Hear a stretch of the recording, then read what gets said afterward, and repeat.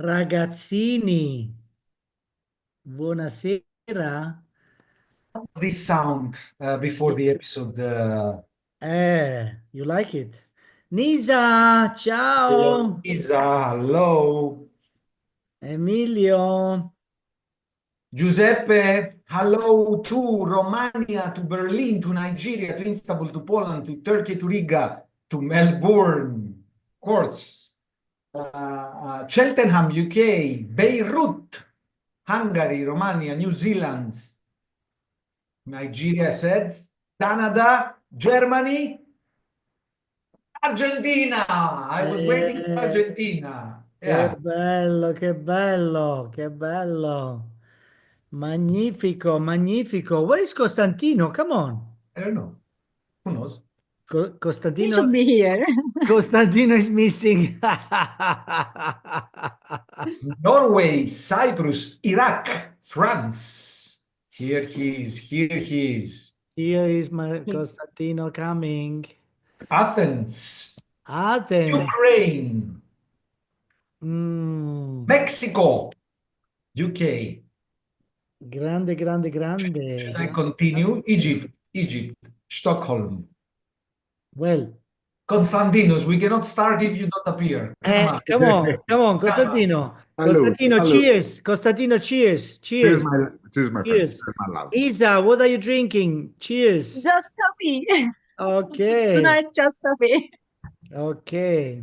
By the way, I tried an amazing wine from South Africa today called the chocolate block. Have you ever tried it? The chocolate block. Wow. Yes. No, never.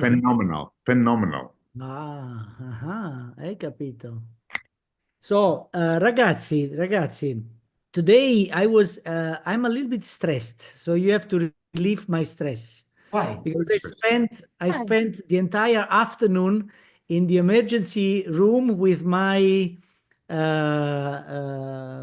let's say, Jada's mother, who got injured because she fall down, and she got she broke her wrist. Come si chiama? A Cole's fracture? Uh-huh. Yeah, no. They had to Replace it. yeah. Fix it. She felt like this? Yeah. Yeah, Cole's fracture. Yeah, exactly. Yeah. Yeah. Is it okay now? Yes. She's okay now. But it's impressive the amount of people who are admitted to the emergency room in 2-3 hours. It's amazing. Amazing. And you know what's the worst time for orthopedic, at least in the OR? It's Sunday morning, because all people leave church and they treat, especially on rainy days. So it's always the worst time to Come on, really? Yes. Really? Yeah, absolutely. Oh my God. The church-induced accidents. Indeed. Mamma mia. Anyway. Now I'm with my wine and with you guys, with all of our friends from all over the world. So I'm much more relieved now. Makes you get well. Great. Sebastiano, do we have a question for today? Do you love the Sebastiano? Stop it. So much. No, come on. But you know that there will be some no's. No. Say sometimes. Sometimes. Sometimes. Sometimes. You know, the ones that responded sometimes are the ones that love you more. Yes, exactly. Exactly. So, should we remove all LPLKs, lichen planus-like keratosis? This is the topic for today. Do you like it, guys? I love it. Yeah. Do you all agree that LPLK stands for lichen planus-like keratosis? Mm. Yes. I will doubt it during the episode. No. Mhm. Great majority say no. Wow. Very good. Very interesting. Okay. Let's. There are also some personal appointments arranged now in the chat. Stefania waits to see you. She cannot wait to see you in Fulda. In. Fulda. I don't know what is Fulda. Fulda. Okay. Full. We have to clarify what is Fulda. Fulda, Germany. Germany. Aha. Mm. Great. Is it cold? I suppose it's cold, eh? Well, no, summertime. You can go. Imagine it's cold even in Greece. It's like 6 Yes. degrees Celsius. Yeah. Yes, it's true. Okay, guys. I see that today we have no rush, no. No intention. we are just playing around. Va bene, va Okay, bene.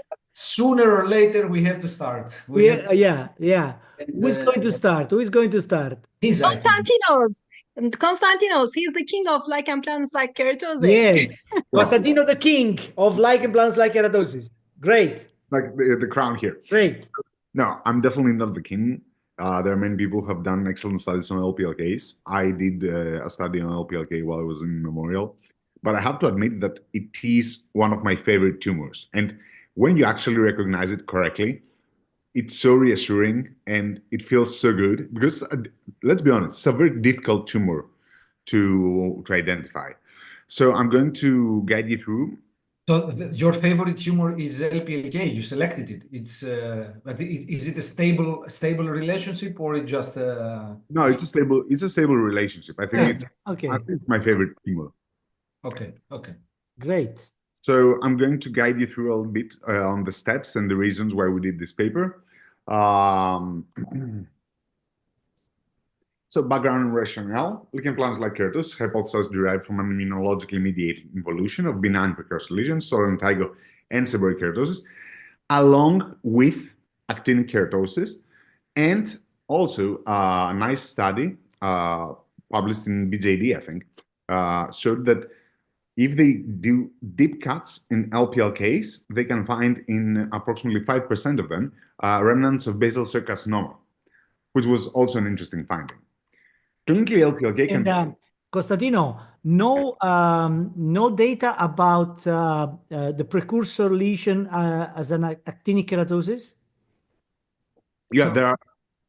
Yeah. Yes, there are data. There are data.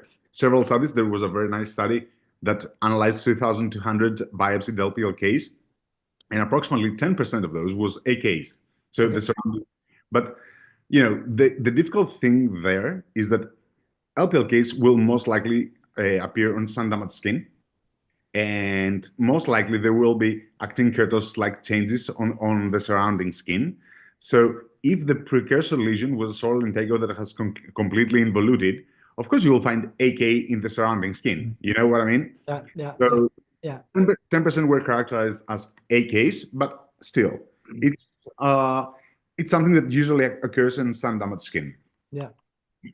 And many people believe that pigmented actinic keratosis is simply a collision of an actinic keratosis with a solar lentigo.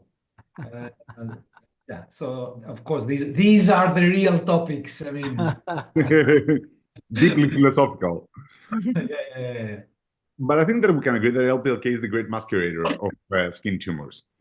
So if I had to ask you, especially non-pigmented LPLKs on fair-skinned individuals. So if I had to ask you, Zeb, if you had to guess, which one of the two are LPLK? Is LPLK? Yeah. It's 50-50. So Left. you have 50% The second chance. one is LPLK. Right. I would say right. The thing The is that second one. they both are LPLKs. And the thing is that Ah. they can take this peculiar. Oh, sorry. The last one is Good. BC, right? It was LPLK. Indeed. Excellent. You see? Yeah, you're right. But it's so difficult. Here, is this LPLK or melanoma? Which one's the melanoma? Which one's the LPLK? The second one is melanoma. The first one is LPLK. They're both LPLK. Yeah.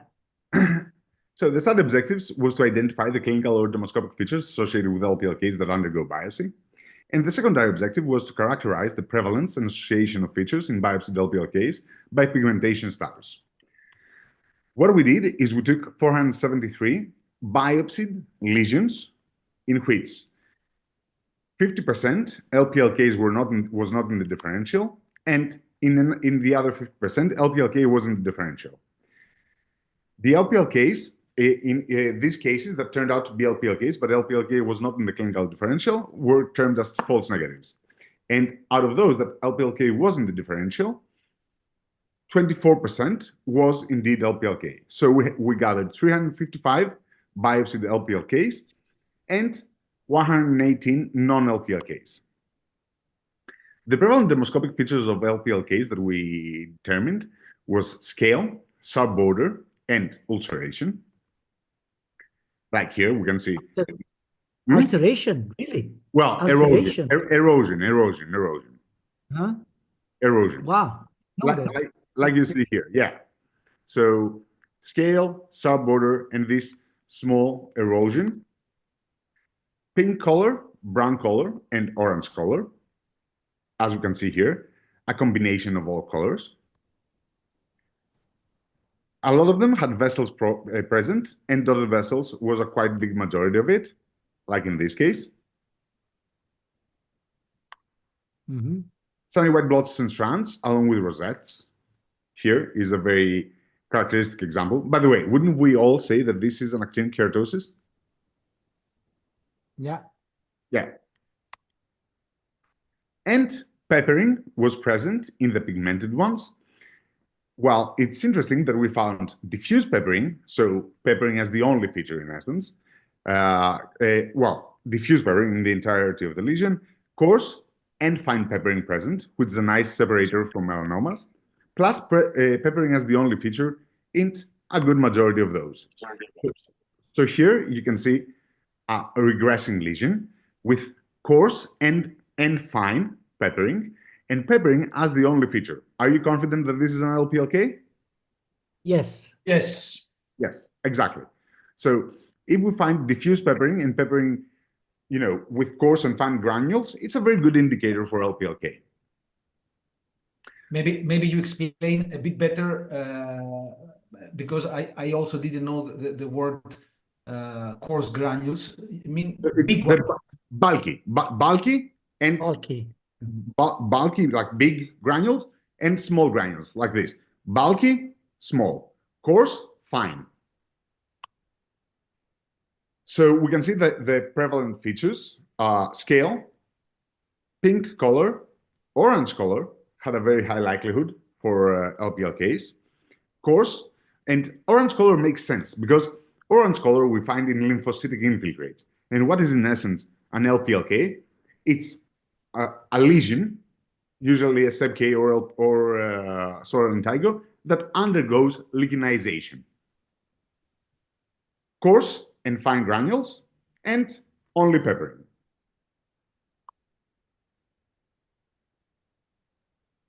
Pigmented LPLKs versus non-LPLKs. What we found there is that peppering is a very good predictor for LPLKs. Diffuse peppering, the same things that we described before. Shiny white blots and strands are also comparatively common, but we can find that in cancers as well. That is the main differential. Orange color is very important because it corresponds to this lichenoid infiltrate. Brown color and moth-thin borders. So here we can see a good subset of LPLKs. Whereas in non-pigmented LPLKs, we found that flat lesions with scale, Presence of orange color, rosettes, is important for the differentiation of LPLKs, whereas in these non-pigmented lesions, sunny white bloodstone strands, vessels in the lesion, short-finding vessels, arborizing vessels, and ulceration erosion are no predictors for LPLK. Usually in non-pigmented LPLKs, the main differential is basal cell carcinoma, so we expect to find all these features in basal cell carcinoma as well, and it's expected to not be important in the differentiation of the both. So here, coming back to the question, BCC or LPLK, we have no clue with dermoscopy alone. A subset of LPLKs is difficult to distinguish from other cutaneous tumors using dermoscopy, and possibly helpful signs could be orange color, coarse peppering as the sole dermoscopic feature. However, a high proportion of the studied lesions were malignancies, thus we would advise caution when examining these lesions and using dermoscopy as the only distinguishing pattern. So, do we see a light in the tunnel, or did we hit a dead end? Keep calm and know our limits. I think this applies to everything. And this is also a very good reminder with SEB case that JP is always saying. Respect SEB case, respect LPL case. After all, a lightsaber could possibly save the way. When in doubt, keep calm and call the RCM people or do an RCM. So BCC or LPLK, do we have access to RCM? Perfect. It can help us greatly. If not, do we really care? Take a biopsy. When in doubt, cut it out. Always wise words to go by. And get the results. Wonderful, wonderful. Very nice, very nice. Very Wonderful. nice study, very nice summary of this tricky entity with the strange name and this and the unexplored, I mean, let's say biology in the sense that we are not 100% sure which was always the pre-existing tumor. Of course, we consider that usually it's a seborrheic keratosis or solar lendigo. Nisa, do you have to add something to this nice? Nothing. I can just show some cases and a paper from very, very, very long time ago, because I just wonder what people think about lichen planus-like keratosis in 2007, and I found out a great paper. Actually, nothing has changed. Go. Go, go, go. Yeah.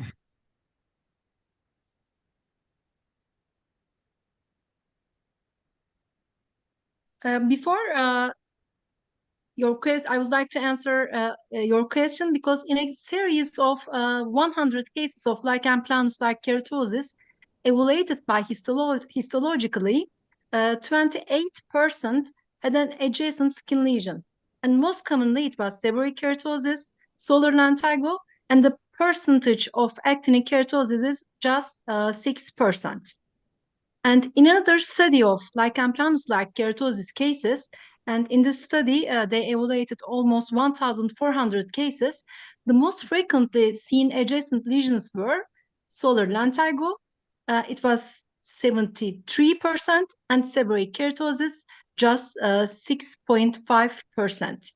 And now the study, it was published by Bugatti et al., and it's from 2007. Really, nothing has changed, because the findings were just like today. They just classify lichen planus-like keratosis into 3 types: erythematous type, papulokeratotic type, and plaque-like type. The first type, erythematous type, was resembling actinic keratosis. Papulokeratotic type was mimicking seborrheic keratosis, and plaque-like type was resembling Bowen's disease or basal cell carcinoma. The histological variance of lichen planus-like keratosis is the classical type, early interface type, and in this type, there's slight epidermal thickening and interface lymphocytic infiltration, and in atrophic type, there's epidermal atrophy, sparse lymphocyte infiltration, and melanin incontinence. Sometimes we take biopsies and histopathology comes as melanin incontinence, nothing else. This is the atrophic type of lichen planus-like keratosis. And there is also bullous types, but I have never observed this type. And when coming to the histological differential diagnosis, the conditions to differentiate is lichenoid solar keratosis, inflammate seborrheic keratosis, lupus erythematosus, and regressing melanocytic lesions. And dermatoscopically, they found out pigmented granules, granular pattern, and this is localized and diffuse with varying granule size, fine or coarse, and vascular structures. And histopathologic and dermatoscopy correlation of these findings are for flat erythematous type, this correlates with early histological types, plaque-like type correlates with classic histologic type, and flat pigmented type correlates with late atrophic type. And diffuse granular pattern found in late atrophic types. Localized granular pattern found in early stage of regression, and pseudo-reticular pattern generally observed on the face, and blue-white structures indicate regression and pigmentation. And also, we made a study in a West Asian population with Iran and Turkey, and look for lichen planus-like keratosis changes in this population because they have generally skin type of 3 and 4.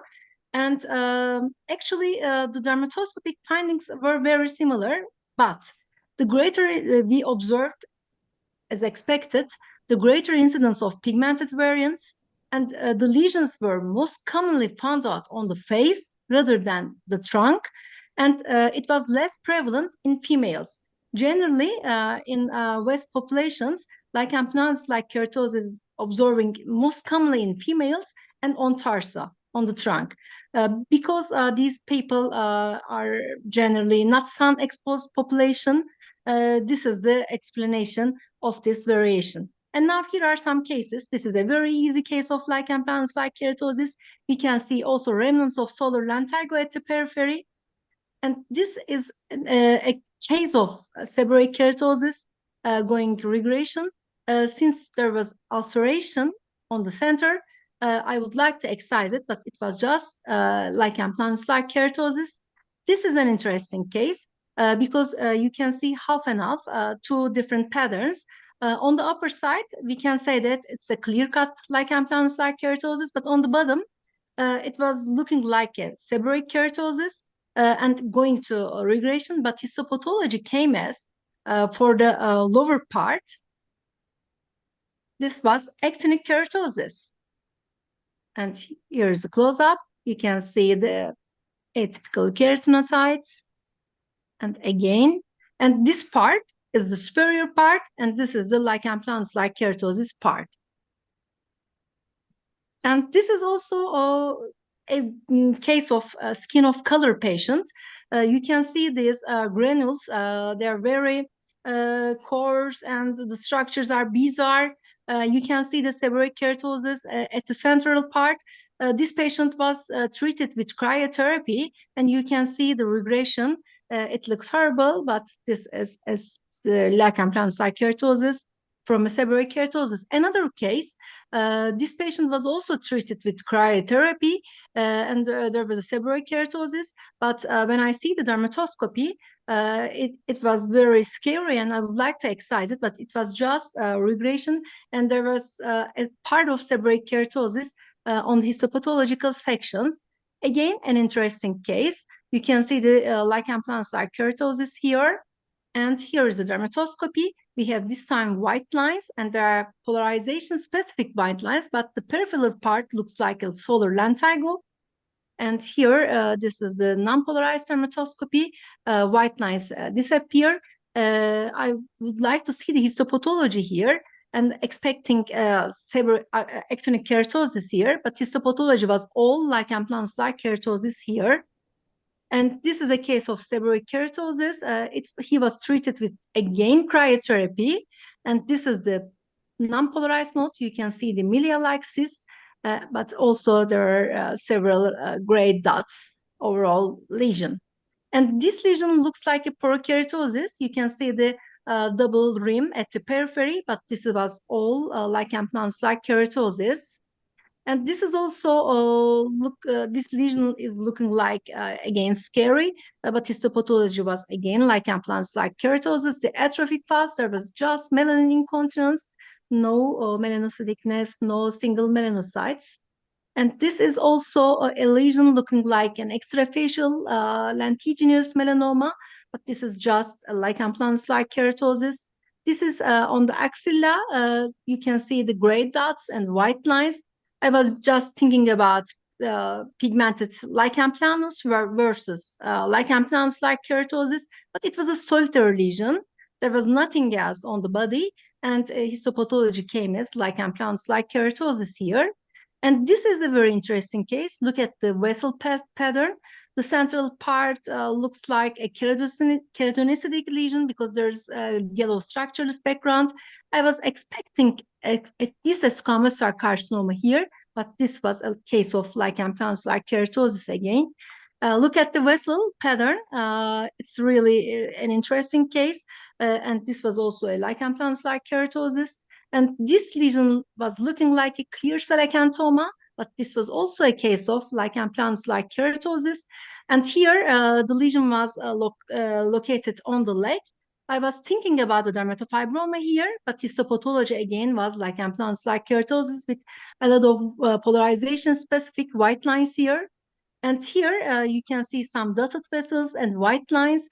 I was expecting here a Bowen's disease or a melanoma. Histopathology was again lichen planus-like keratosis. But look at the background. As Konstantinos mentioned, there's an orange looking color on the background. This is completely due to the lymphocytic infiltration. Again, an orangish color on the background with polymorphic vessels. Again, a lichen planus-like keratosis. Again, orange background and white lines. Another lichen planus-like keratosis. They're all solitary pink nodular lesions, popular lesions, and all were histopathologically confirmed cases of lichen planus-like keratosis. So sometimes they can really look very weird and mimic melanoma. So if we are in doubt, for sure, we have to excise all these lesions. Brava, Nisa. Very good. Certainly. Very good. I mean, you showed such a morphologic variations of this entity. It's impressive, impressive. Well, at the bottom line, it's really like this, that we have to decide which ones are the lichen planus-like keratosis we have to remove, and which ones are the ones we could tolerate. Exactly. There is a question in the Q&A for the big ugly LPLK on the face. Did you perform excision, biopsy, or shave or punch? I don't know if you remember, Nisa, which. Yeah, we shaved off all the lesion because it was a big one, but we have to remove all part of the lesion, and it was all lichen planus-like keratosis, and in a little part there was a seborrheic keratosis as well. By the way, Remnants of seborrheic keratosis. Confocal is so useful, especially in identifying LPLKs. Once you put your confocal on, you see all the elongated ridges, you see the the ring-like pattern of solar lentigo. It literally saves biopsies. I think this is the biggest usefulness of confocal microscopy is these flat pigmented lesions on the face. Yeah. Do you use it a lot for LPLKs? Yeah, we use it a lot. We use it a lot, definitely. But of course, I mean, the problem is that the availability of confocal microscopy is not very everywhere. So yeah, no, we have to understand really what should we do. Emilio, would you like to go, and then Well, wait a moment. There is another question, which is if the white color that we see in dermoscopy of LPLK correlates to fibrosis in the dermis or thickened epidermis. Well, fibrosis should not occur in an LPLK. That's not reasonable according to the mechanism of practically death of the keratinocytes with melanin that then get phagocytosed. So fibrosis is not the case. If we see white color, yeah, it could correspond to thickened epidermis, but in general, a scar-like white color should make us much more careful and much more to think much more of a melanoma. Do you think that irritated seborrheic keratosis and LPLK are stages of the same process or different conditions? Is this kind of questions that, yeah, would you like to answer? Anybody? Well, no, nobody knows. It's Yeah. To be honest, I think that it can happen both ways. So the irritation of LPLK of seborrheic keratosis can induce a lymphocytic reaction that, in essence, will lead to an LPLK, but it can also happen spontaneously. So we often see, all these traumatized subcase that have all these LPLK features and the orange hue. So in essence, it is a process. It is a causing stimuli in order to get to an LPLK, but can also occur spontaneously. Yeah. So, I mean, what we need to understand is that what we see dermatoscopically as an LPLK is what is the process of macrophages that do the phagocytosis of melanin in the upper dermis. Now, why is this melanin there in the upper dermis? For several reasons. Because some cells died and then the melanin got free in the fell down in the dermis. Why did they die? Well, they might die because of an immunologic attack of the immune system. They might die because of senescence, because they died, just died, like so we cannot know why we have this free melanin. The gray granules mean that there are macrophages in the dermis. The problem is that when Pascal says, the problem is that when we have only regression visible, then to differentiate from regressed melanoma is very difficult because there is no other clue. Of course, that's absolutely That's the point. That's the point. George says that the typical history of LPLK is also very helpful. Well, George, I'm not so sure that it's helpful in the practice because, I mean, when you're confronted with a lesion that you just see melanophages, then really how the history is going to help, I'm not so sure. Of course, if you have a photograph, if you have a documented history, so a photograph of the previous lesion that was a cut, then yes. But in this case, but the spoken history, I don't know. I will show you one case. But just to address Pascal's comment, when you see fully regressed lesions, unless you see in the periphery remnants of a sub-K or a solar indigo, a biopsy is warranted because it could be a fully regressed melanoma, and that's the biggest fear, right? So yes. But we just have to keep in mind that also the biopsy will be difficult. And also, I wanted to tell you before that also confocal, in my view, is difficult in case the regression is extensive. When the regression is not extensive, then yes, of course. But when the regression is extensive, everything is difficult, including the pathology. Verce says that if you find a totally regressed lesion in a patient with 52 years old with more than 200 nevi, a typical mole syndrome and positive melanoma family history, should we excise it? Yes, of course. Yes. And would the pathologist find something? Well, depends. Depends. If there are some remnants, maybe yes, sometimes even maybe not. And I think we got all the questions for the moment. Do we need to see a video first before we go, Sebastiano? No? No. Go. Okay. Jeppe, do you want to go? You like me to go? Okay. Yes. Okay. So let me go back for a moment on the main question. The main question is, what is the lesion to be excised? Which one is the lesion to be excised? For example, this one. My friends, I think that in the context of lichen planus-like keratosis, the clinical morphology is extremely important. And I will tell you why. So here's the clinical morphology of this lesion, and this is dermoscopy. Should we excise this one, yes or no? I'm quite confident. Yes. This is an Yes. LPLK. Sure. So Dino is confident about LPLK. Nisa says, anyhow, let's excise it. Emilio? I combine both answers. So I strongly believe that this is an LPLK. But it's not so easy to leave it alone, right? Yeah. Of course. Yeah.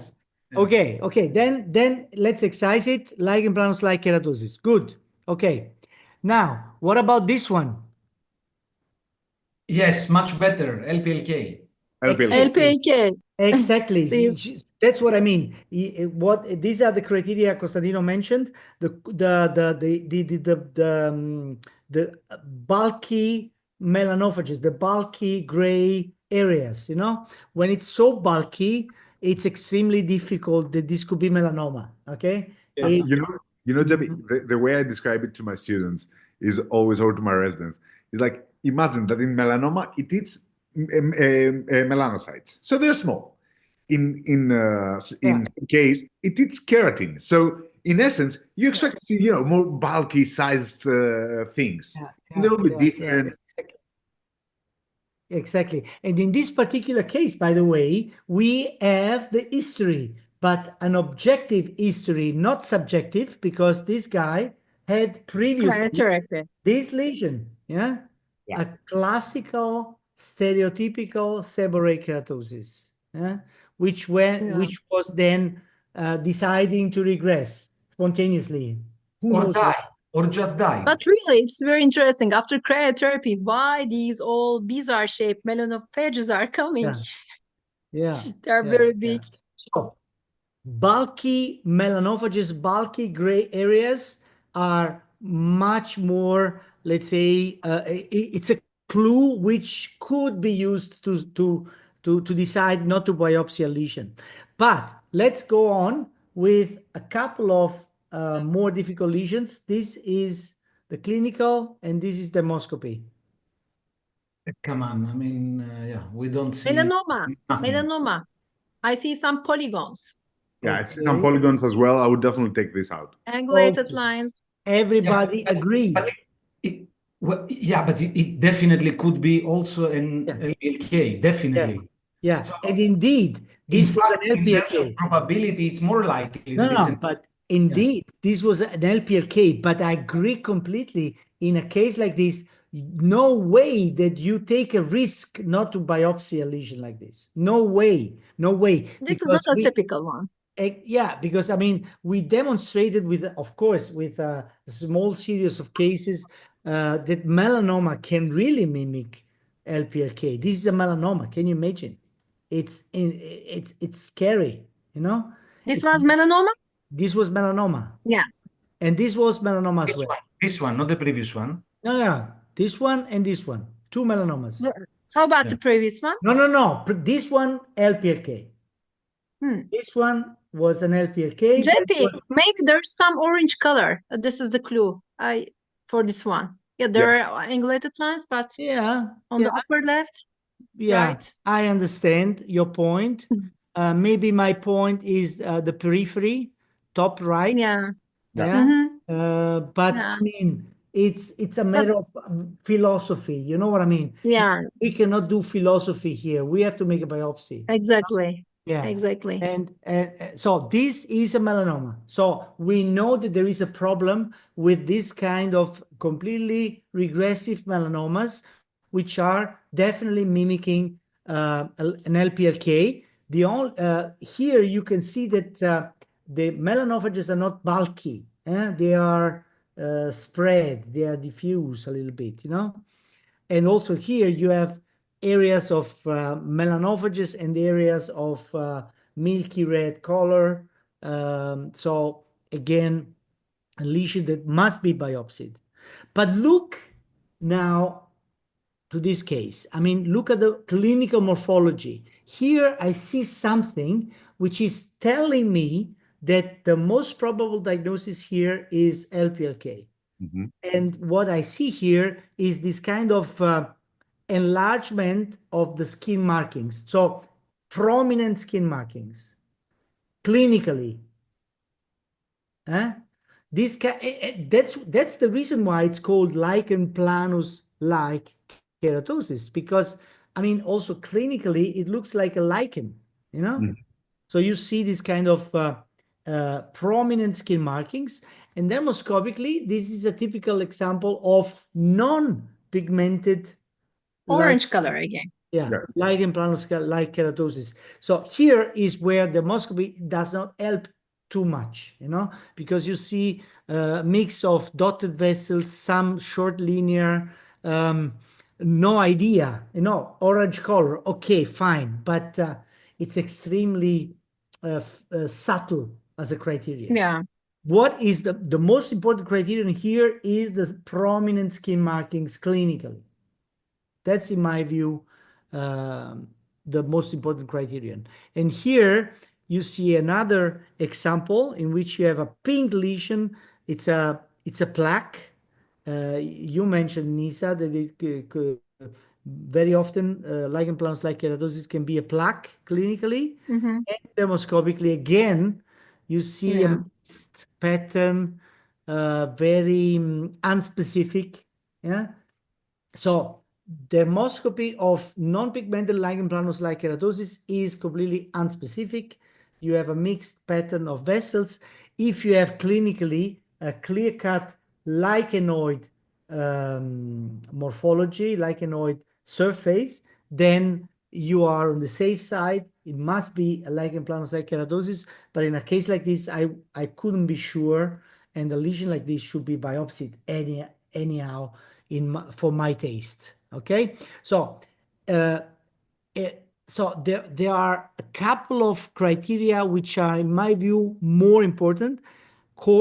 Bulky gray areas, and clinically this kind of prominent skin markings for the non-pigmented ones.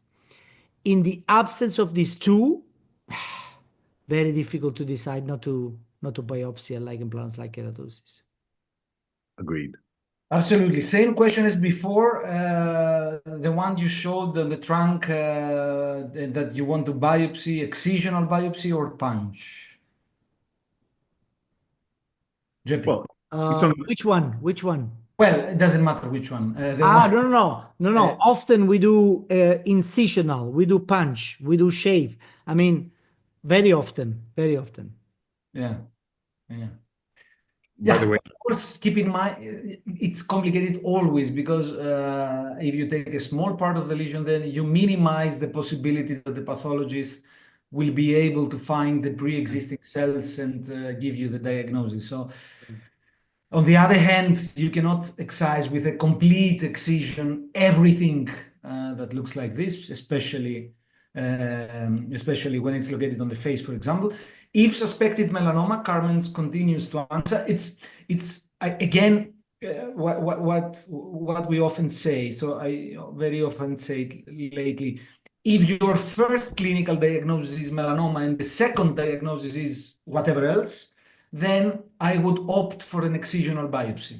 If my first clinical diagnosis is angioma or seborrheic keratosis or whatever, but I want pathology because I'm not sure, then I am more prone to do partial biopsies, either shave or punch. But there cannot be a universal rule for every lesion. No, I agree completely with this scenario. Yeah. and just because a lot of people have been mentioning the cryotherapy, are you worried by any of the lesions in this phase? What do you mean? Are you worried for any of these? Well, we want to look. We want to look. Come on.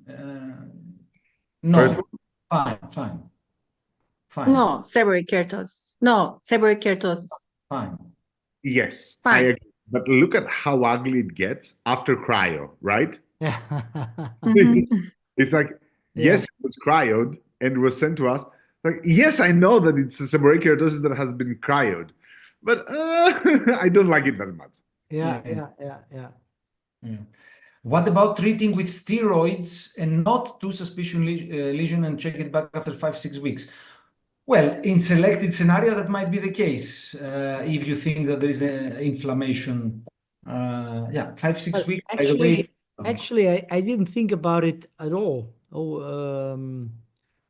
I mean, do you expect to see after steroid application? The lichenoid infiltrate will involute. The lichenoid reaction will involute, and there will be less orange color and so on. So there is a theoretical background. Yeah.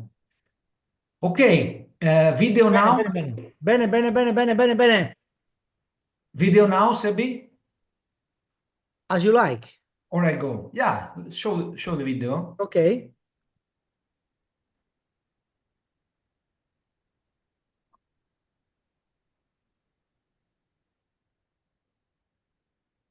Come on, Sebastiano. Come on. Positive energy.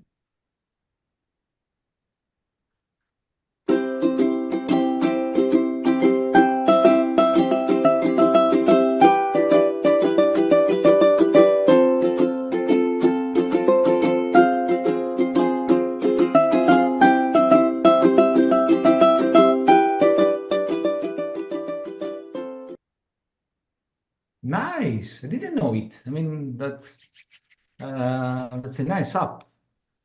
Eczema care. Okay.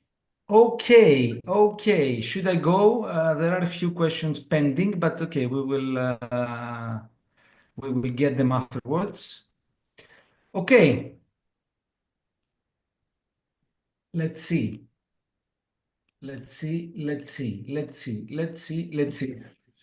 Guys, do you agree that this looks quite a lot like a seborrheic keratosis from a clinical point of view? Not so sure. Yeah, not so sure, but yeah, it's somehow looking, yeah, it could be seborrheic keratosis, definitely. Could be. Yeah, that's dermoscopy. A bit unexpected, I would say. A bit unexpected. Yeah. Melanoma. Yeah, melanoma. Yeah. First of all, it's a tough lesion now. It's not an easy, It's not an easy one. Yes, but sorry, I went for a refill. So clinically, yes, it definitely looks like a seborrheic keratosis. Yes. Dermoscopy, it becomes tough. Tough. Of course, when you're not sure anymore, melanoma is an option. BCC is an option also. Yeah. BCC is an option. Yeah. BCC is an option. By the way, this was a BCC. And now my question is, do you really think that what we see in the lower part of the lesion here is not peppering? No. Well, histologically, if this is a BCC, histologically, this is mostly in line with basaloid cells. Yeah. Well, what was the pathological type here? Nodular or micronodular? Nodular or mixed type? Nodular and micronodular. Yeah. Do you remember? Nodular. Of course, but I think that what we see in the lower part is too small. I mean, to me, they look a lot like melanophages. Of course, when you have the diagnosis of BCC, you exclude it. But as Konstantinos said before, I think, and also literature slightly supports it, that peppering occurs also in BCC sometimes. And I will show you another thing, which you will agree easier. It's going to be easier to agree. Is this peppering, yes or not? So look, that's a classic BCC. And this is the baseline image, and we can see the globules that are the blue-gray globules of basal cell carcinoma. Okay, at the periphery, I mean, ulceration in the center. At the periphery, you see the blue clots, which correspond to what? To basaloid nests. Okay, good. And then we treat this patient with. By the way, this patient was treated with vismodegib because she had many basal cell carcinomas. And after treatment or during treatment, look what happens. So at the periphery now, don't you think that these structures look pretty much like peppering? By the way, patient was just under vismodegib, right? Yes. Amelios? Therefore, no cryotherapy was performed here. No Aldara. Correct. Therefore, we had pigmented basaloid nests that are destroyed because of the drug. And now, in my opinion, what happens is that macrophages phagocytose the melanin that was left behind when the basaloid nests were destroyed. I think so. Emilius, I'm preparing a paper on this, exactly that. Basal cell carcinomas regressing under Vismo, and on biopsy, they saw macrophage infiltration. Yeah. I think so. We just don't speak about it because it's a BCC. Yeah. If it was anything else, I think. Did you take a biopsy from that brown dot? No. Why? Yeah. No, because just to show what are those structures, melanophages or tumor islands? Yeah, no, because I mean this would be done only for research purposes. This was a case handled clinically, therefore it responded, therefore we had no reason to do a biopsy. We just continued the treatment until the moment that it disappears. So that's one point, that peppering can occur in BCC. The classic peppering that we know is this one. We spoke about it a lot today. That's the classic, diffuse gray granules.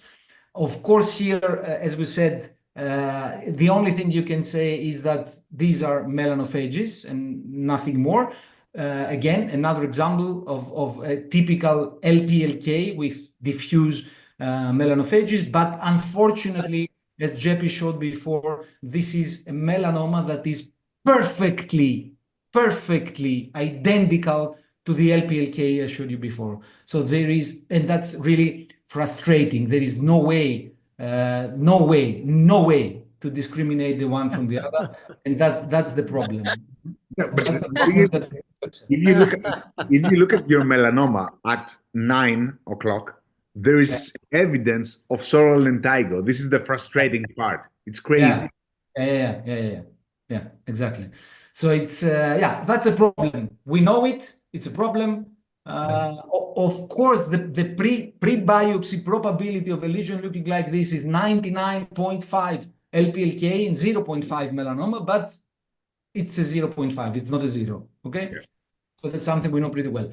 As we said many times in this scenario, so here, could you say that this is a seborrheic keratosis? Yes. First of all, because there is remnant. Second, because on the upper part there are these quite large, bulky or coarse granules. Therefore, yes. Also here, look at them. Yeah. They are very large. Cryotherapy? Was cryotherapy performed again here? No, bulky melanophages? No, not here. So here we can do it. In this lesion, what do you see, my friends? A heart. Bravo, Konstantinos. Because if you didn't say heart, I would like to know you. Yeah, of course you can see a heart here, a perfect shape. Does the AI work? Wow, so beautiful. This must be benign. This must be benign. This must be benign, and this is benign. Again, we have these very large granules, which allow us to be quite confident that this is a seborrheic keratosis in regression or involution, whatever you like to name. Another point that I would like to remind is that also here, non-polarized light is much better than polarized one. Look here, this is polarized light. I don't know how easy it is for you to say that this is a seborrheic keratosis 100%. Not so easy, but I'm pretty sure the it's a seborrheic keratosis. Yes, that's a seborrheic keratosis. I also think so, but I mean, come on. Yeah? Can I interject something? How often do we see in at 3 o'clock? I see a medial axis. Yes, but how often do we see in seborrheic keratosis these leaf-like structures, like on the right? It's like Konstantinos, they are thick curved lines. Yeah. So yeah. If you know that it's seborrheic keratosis, then they are thick curved lines. Exactly. Not their radial lines. So, but look now. Huh? Yes. How much better it is. So I love non-polarized light. Unfortunately, you need this gel.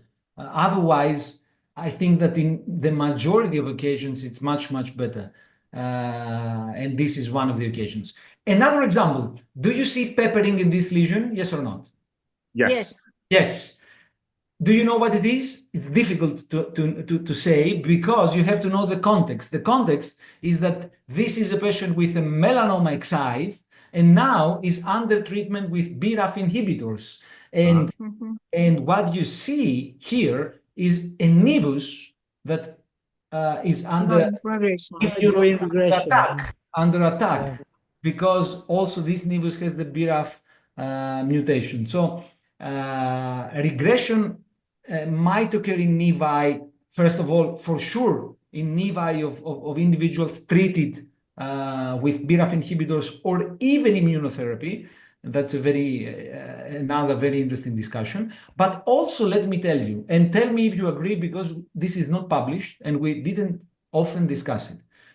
I think that this kind of gray dots or granules, whatever you like to name them, are frequently seen also in nevi of let's say, not old, but middle-aged people on the trunk. Yeah. I completely agree with you. Yeah. Because they are going regression.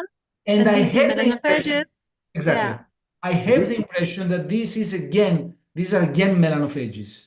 Yeah. Yeah. Of course, it's I not completely agree. It's not a massive attack, but there are melanophages. That's why I remember a year ago that I said to a fellow that was examining with me the motto that gray is okay when you see it on the trunk, but I didn't elaborate on this motto a lot. And in fact, if you see also other nevi of the same lady, there are again gray dots or globules. And especially in skin of color, they are much more prominent, Emilios.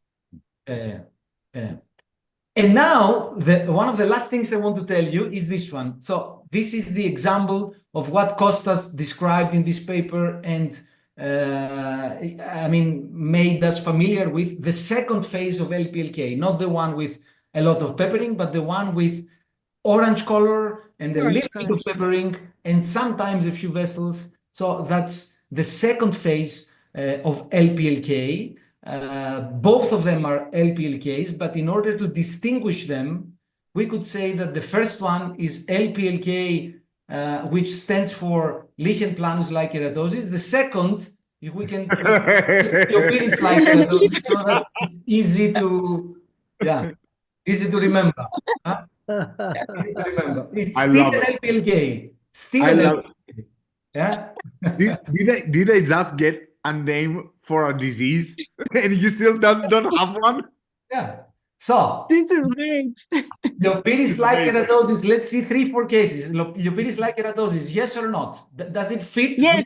Yes. Leopardis-like keratosis? Yes. Orange? Yes. Oh, okay. Yes. Leopardis-like keratosis. Next one. Leopardis-like keratosis? Yes. Absolutely. Yes, could be. The absolutely for the name. I don't care about the diagnosis. Yeah. Well, yeah. In this case, no. It was not a Leopardis-like keratosis, but it was what? BCC. Yeah, BCC. Which obviously there is an overlap here. Leopardis-like BCC. It's okay. Yeah. Obviously there is an overlap here. Leopardis-like keratosis, yes or no? Yes, definitely. Exactly. Yes. Clear cut. Yes. 100%. Perfect. Orange, few vessels, Leopardis-like keratosis. Wonderful. Last one, not the last one, before the last one. Leopardis-like keratosis? BCC. White lines. BCC. Superficial BCC. Yeah. So, in my view, the biggest overlap of Leopardis-like keratosis is superficial BCC. This one was a Leopardis-like keratosis. Yes. Come on. What's the observation over there? It looks so much like a superficial BCC. And the previous one, which was the opposite, again, it was impossible to say. So I think that the main differential diagnosis of Leopardis-like keratosis is superficial BCC. They are sometimes very, very, very similar, which is not a big problem, I have to say. Wonderful. And the last one, Leopardis-like keratosis, well... Yes, definitely. Yes. Probably 100%. Yes. Although here there are these quite large,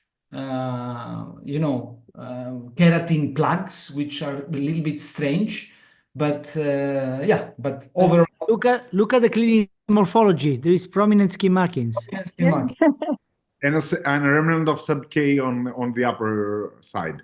And the remnant of sub-K. Wonderful. Wonderful. Soliopiris-like keratosis. Perfect. Suspicious or not, guys? Yes.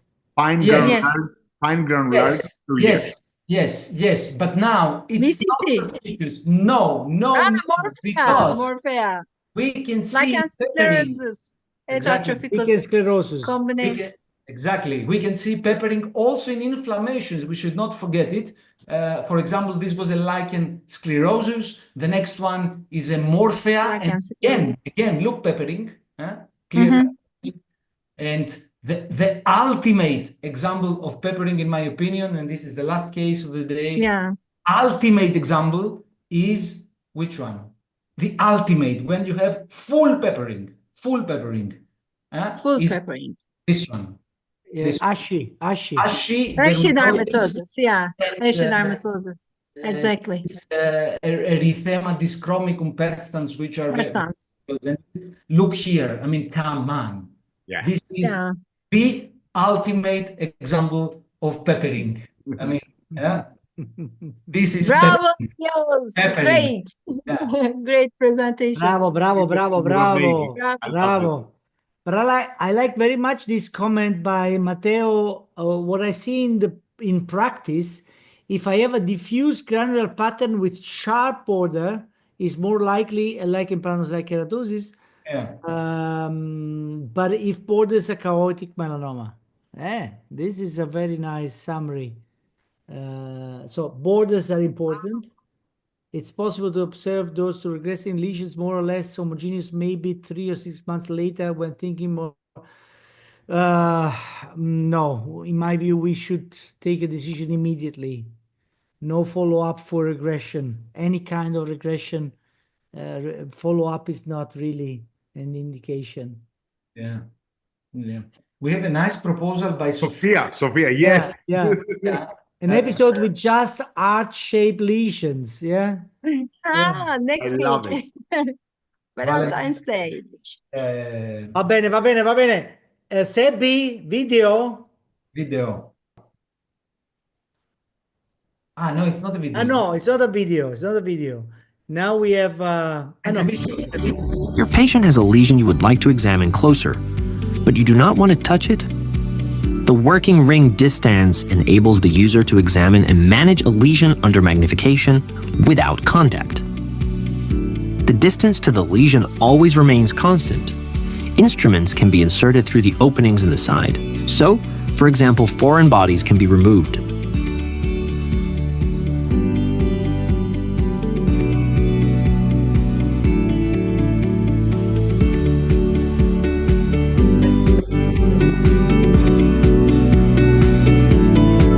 It also allows pressure-free examination of raised skin lesions and superficial vessels. Just use it instead of the regular contact plate. Yes, I like this. That was for me. You know that I'm struggling for years.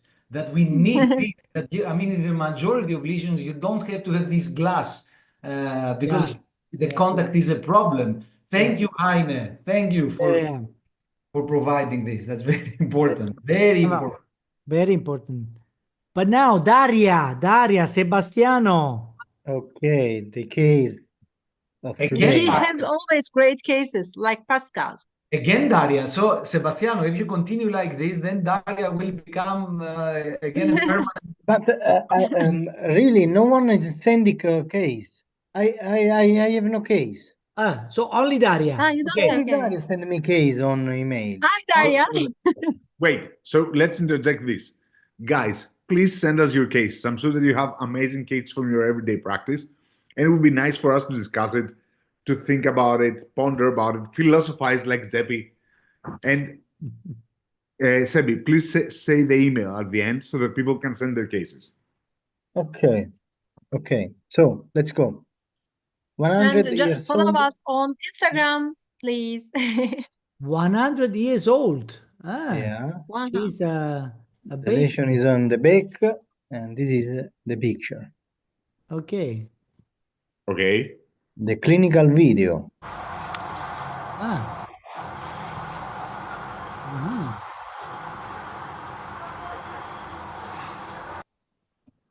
Interesting. Okay. Do you have an idea? Yes. Eh, We have an idea. BCC versus melanoma. No, it's a melanoma. Yeah.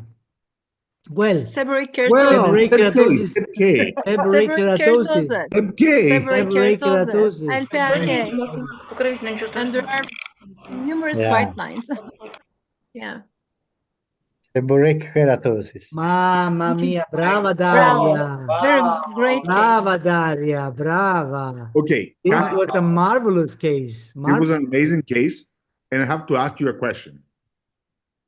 You see this lesion on 100-year-old, and it's melanoma, it's not SEPK.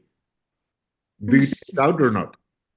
Yes. Yes. Well, you propose to excise at least. yes. Well, no. yeah, I would say why not? Let's remove the ugly stuff and everything will be fine. Okay. Do you do staging and send a biopsy? No way. No No way. way. Biopsy, of course not. Staging, yes, if possible. Yeah. But in one of the episodes, of the next episodes, I will show you a very nice case. I mean, that I am in love with. I mean, I'm in love with this case of a 100-year-old man or 98 with an advanced melanoma on the leg that denied to excise it. I mean, denied, no discussion. He's still And I will living. show you what happened afterwards. I don't want to say.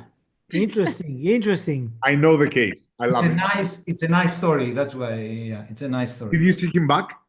Yes, of course. Yeah. Okay. So we have I an share the episode. link. I share the link with the instruction for sending the cases. Yes, please. Debbie, Guys, send the link. Send the link. Yeah, in the chat. You can Okay, follow the perfetto. instruction. Perfetto. It's in the chat. Good. Wonderful. Penelope. Okay, let's go to Penelope. Quickly. Rainbows. A nice collection of rainbows. As always, we start with Nisa on the wrist. Pigmented lesion, 71-year-old, rapidly growing. Pigmented nodule on the wrist. That's dermoscopy. Pink colors, purple colors, rainbow. SCC. Squamous cell carcinoma. Dermatofibroma, I think. Dermatofibroma. With Yeah. suffusion. I just saw some white circles. Yeah. But You see? But dermatofibroma, I have to admit that is another tumor for which I do have feelings. Strong. Well, strong. I have feelings for dermatofibroma. I have to admit. Yeah. We should do an episode on DFs. On DFs, yeah. I would love to. Yeah. On the what? Dermatofibromas. Dermatofibromas. Okay. Yeah. Foot, Konstantinos. On the foot, you have this nodule which is bleeding, 85-year-old. Oh, see. Becoming troublesome on the foot. Blood and rainbow. Trauma. Glass. There's a glass there. Diagnosis. Broken glass. It could be traumatized callus versus Kaposi. Okay, Kaposi versus callus. Yeah. Anything. It could be digital mucus cyst. Okay. Finally, the diagnosis with a nice location is very typical. Yeah, scalp. Okay. Oh, this is a very benign lesion. Very benign. It looks very nice. Very benign. Okay. Yeah. I mean, how optimistic can you be with this lesion? I mean, not very much. You want to. Yeah. 86-year-old. No, maybe 86. Yeah. Even on the best day, you can't be very optimistic. Okay. It's the kind of lesions that the history and the age and so on that don't matter at all. I mean, whatever they tell you doesn't matter. If it's new doesn't matter. You just have to decide if it's melanoma or BCC. Melanoma. Melanoma. Melanoma. No. It's impossible. This is melanoma. Melanoma 10 millimeter stick. 10 millimeter. Yeah. 10 millimeter stick. Okay. Yeah. Next one for me on the tip of the nose, 69-year-old, light phototype, uncertain time. On the tip of the nose, rainbow again with some vessels that are visible. So again, the usual Fibrous papule. Fibrous papule. Fibrous papule. Could also be BCC, of course, is in the game. Traumatized dermal nevus could also be. Very traumatized thermal nevus, like from a from a very severe trauma. Adnexals always are a part of the game, but this was the most reasonable one. And finally, for the nicest of coordinators, Sebastiano, dorsum of the Blue foot. nevus. Yeah, that's already Blue nevus. Clinical, it looks, Blue nevus, yeah. It's a blue-white nevus. So this white is fibrosis, right? Yeah. Sclerosing blue nevus. Yes. Fibrotic blue nevus. Fibrotic blue nevus. I think that almost 30% of the blue nevi that I see are fibrotic. Yeah, many. Many. Brava Penelope. Thank you, Penelope, so much. Thank you. Okay, which now leaves us to the last thing we have to do. And the last, which is strangely enough, Kaut, right? Monica says that she cannot see the cases, but only our faces. We're so sorry that you have to undergo this trauma, Monica. But she also look at my face. Look at my face. Our faces are much nicer than the cases. Do you see everything, my friends? Do you see the Kahoot? Do you? Yes. Do you hear the sound? Do you hear the sound? Yes, we hear the sound. Waiting for players. Still, we have 0 players. Now we have Jin. And now we have 3 more.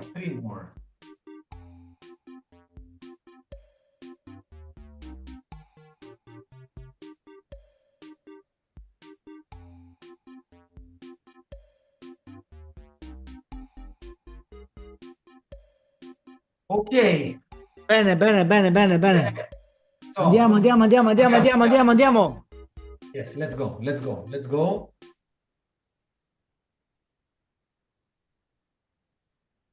Episode 8 of season 4.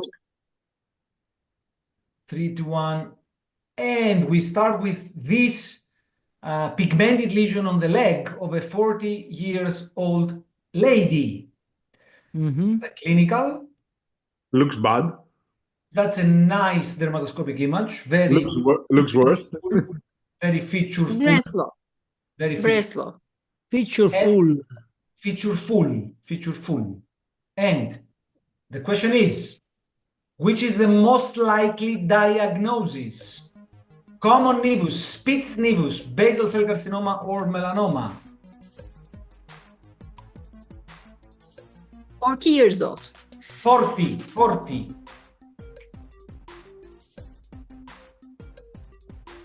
And the correct answer is Spitz nevus is the most likely diagnosis. Wow. I disagree. Why? I completely disagree. I completely disagree. I completely disagree. The most likely diagnosis is melanoma, unless it's proven otherwise. Yeah. It's proven otherwise. It's proven, but he asked, what's the most likely diagnosis? It's melanoma. But it's a spitzoid-looking lesion, so it's the age of 40. On the leg of a 40-year-old woman. Yes. Look. I have the slide here. It's, wait a moment. First, the classification. We have diagnosis melanoma. Spitz nevus, but likely diagnosis is melanoma. Well, the most likely diagnosis in the age of 40 for a spitzoid-looking lesion is still a nevus, a Spitz nevus. Look, 12% probability for a melanoma, 9% probability for a nevus. Of course, this 10% is a lot and justifies excision of all these lesions. That's no question for this.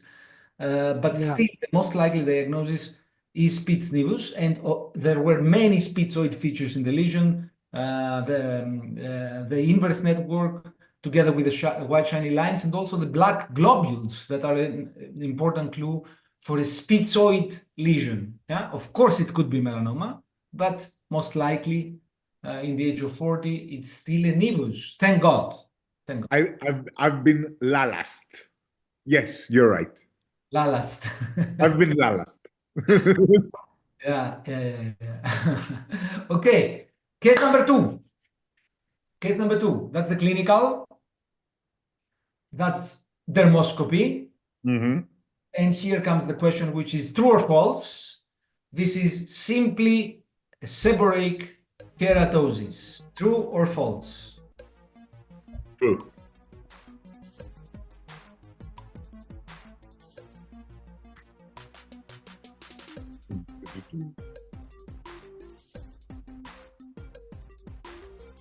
I would be a very lousy drummer. And finally, false. False. False. That was not a seborrheic keratosis simply. That was a melanoma. I have an exactly similar case on the leg. This large lesion, melanoma in situ, growing for 12 years. Yeah. Slow growing melanoma, obviously. Yeah. Okay. Which makes a nice. Let's see what happened here. LM still in the first place. King, soul, and ends. Let's go to the very tricky next lesion, which is this one. This is simply a seborrheic keratosis. No. No. False. This is simply a seborrheic keratosis. No.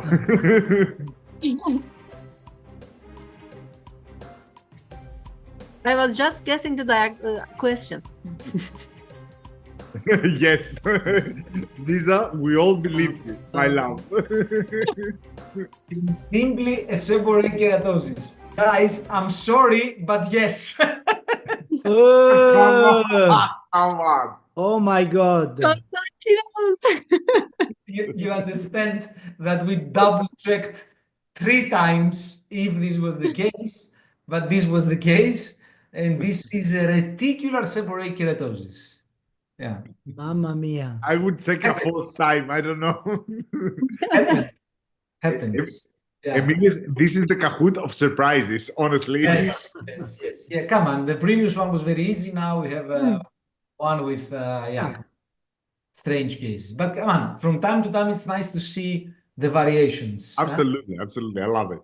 Reticular seborrheic keratosis. Yeah. Now that we know it, okay, the network is in line with the network of a seborrheic keratosis, but there is this area of like aggression or a result of trauma, which makes the scenario very complicated. So here the clinical was stronger than the dermoscopy. The clinical was stronger than the dermoscopy. Yeah, but Emilius, if I ask you, honestly, hand to heart, what is the probability of this being a melanoma?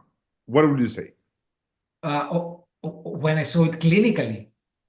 Dermoscopically. Clinically and dermatoscopically. Yeah. The probability of being a melanoma, extremely high. Yeah, I would be like more than 95%. 95, no, but extremely high. Yeah. So it would be either a melanoma or a reticulated seborrheic keratosis. These are the two options. Yeah, with melanoma being rather high. Yeah. Okay, good. Next one, 4th. What happened here is that ends came in the first place, Chipo and Hammy in the first 3 places, which brings us to case number 4. Baseline and 10 days after. That's the clinical. That's the clinical.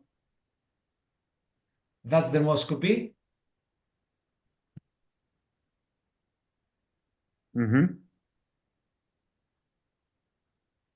So it's a memory game.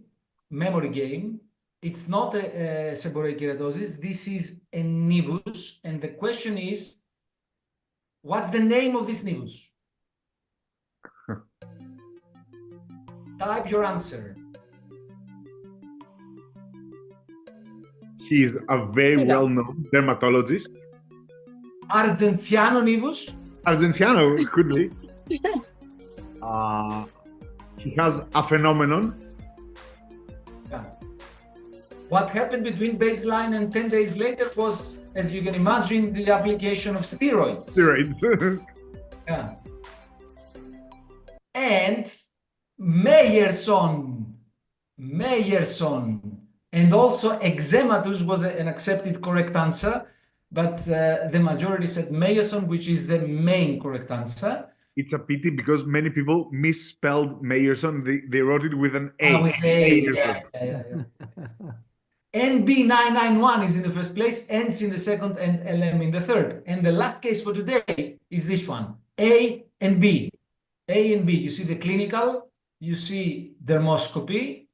Yes. And the question is, which one is the combined nevus? Which is a collision of a nevus plus seborrheic keratosis? None, A, B, or both? Nice. I love it. Extremely difficult. Yeah. Not extremely difficult. It's well, I mean, there is an easy answer and a difficult answer. Both. Yeah. Both. It was a difficult answer. Yeah. The clear cut was B, and the A was the tricky one with a small seborrheic keratosis here developing on the lateral side of the nevus. Yeah. Emilio, I was thinking about combined nevus for the first one. You were very impolite with us. Yeah. I tell you. I know. Today was very tricky. I know sometimes it has to be tricky, but the ones that are not going to agree with you are these the winners. These three people. And I'm speaking about Oji, Bravo, I'm speaking about 26, and of course, mainly about Hemi, a surprise. Yeah. Hemi. Capito. Who won Hemi? Bravo. Congratulations, because you won one of the most difficult Kahoots of the happy hour. Very difficult. Wow. Who is Hemi? Appear, Hemi, so that we can congratulate you for winning one of the most difficult Kahoots. Tommy, write in the chat who you are. Grande. No, but let me tell you, I think we have to dedicate an episode on the issue of excising or not excising bulky melanomas. Not excising bulky melanomas. Well, in advanced stages and okay. When there is metastasis, already proven metastasis, no need to excise the primary. The thing is that I don't know the data on that. Is there any data? No data. You want to go? It's me, Liz Ogden. Liz, congratulations. Hai capito. Yeah, but now Giovanni appears on the screen. What's going on with Giovanni? Liz Ogden. Yeah, but Giovanni appears. Hemi. No, we were just looking. I'm here with Elvira Moscarella. We were just looking to you, and it is everything is absolutely outstanding. So we would like to say hello to everybody, basically, and we are waiting for. Pardon? Hi to Elvira. We just say hi, Elvira. Hi, Elvira is here. Giovanni is waiting for me that I go to his house to see the soccer match game between- Napoli. Oh, that's why he wrote that's only half an hour to the match. It's Napoli versus who? Versus who tonight? We are first in the championship. Today is against Udine or what? Udine, but I Udine. didn't want to talk about something that not concerning the topic that you were talking about. No? No. Giovanni, what kind of wine did you drink? We drink. I don't know. We are drinking champagne. Hai capito. Because Elvira Moscarella likes champagne, capito. so we can't drink something except champagne. Hai capito. Yeah. But Giovanni, now we have to introduce Liz. Liz, who is the big winner, the winner of the the winner. Come on, Liz, you did an excellent job tonight. Congratulations. Very good. Oh, it was a surprise. Now, how many of the questions did you get it right? How many of the questions? I got one wrong, I think. But One wrong. Ah, great. Bravo. Amazing, Liz. Which Where are one? you from? the fourth one. The fourth one, I think. Yeah. Yeah. Where are you from? Bravo. Where are UK. you based? Where are UK. you Live in based? London. London. London. Clearly, you are a little bit from UK. Yeah. That's right. Excellent. Congratulations. Va bene, ragazzi, forza Napoli, forza Napoli. Bravo. Forza Napoli. Forza Napoli. Forza Galatasaray. Galatasaray. Thank you so Lovely much. seeing you. Thank you all very much. Thank you, guys. See you next Sunday. Bye. Forza Napoli. Bye. Baci.